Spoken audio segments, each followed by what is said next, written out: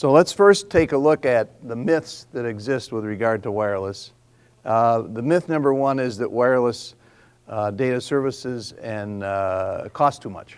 And the fact remains, as Andy said to you earlier, wireless data services don't cost too much, they actually pay.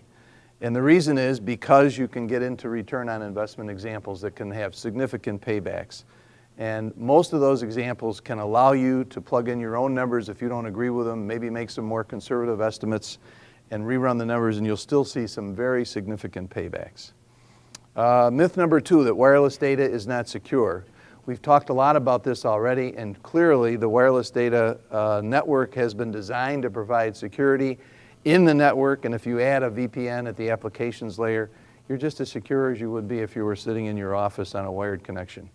And the other fact to keep in mind here, ties back into what we've talked about earlier, is that when you look at Wi-Fi and Muni Wi-Fi services, those are inherently not secure.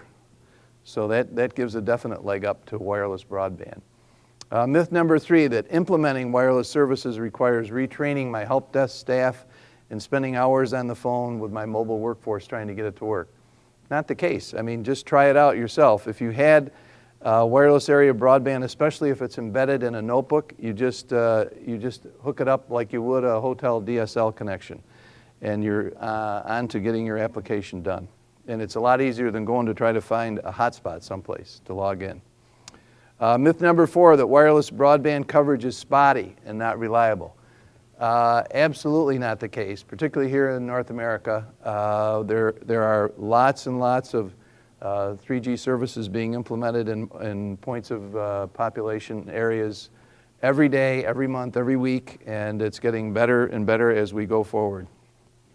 And most of those locations have multiple speeds that you can log into depending on your location.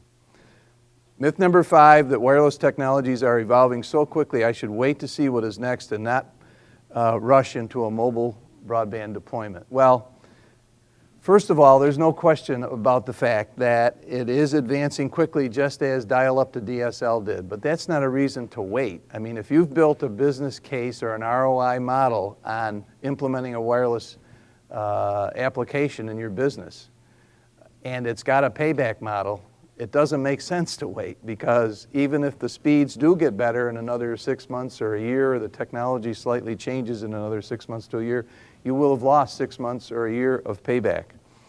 And the fact of the matter also remains that most of the technologies out there are forward and backward compatible. And myth number six, that many wireless data pilot programs at corporations have failed to prove the value versus cost equation. And the fact of the matter in this case is that when you do this kind of a study, you need to have a strong partnership between the solutions provider and the customer.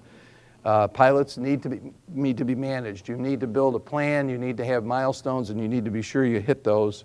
And you need to involve your best and your worst workers in the solution when you bring it to, so you can evaluate how the solution affects them.